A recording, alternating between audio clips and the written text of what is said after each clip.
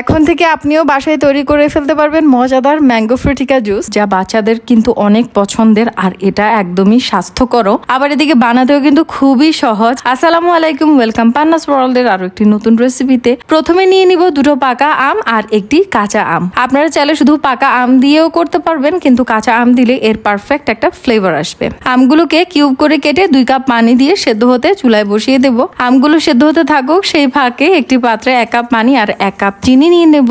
ভালোভাবে মিক্স করে চুলায় 5 মিনিট রেখে বলক তুলে ঠান্ডা হতে এক সাইডে রেখে দিব।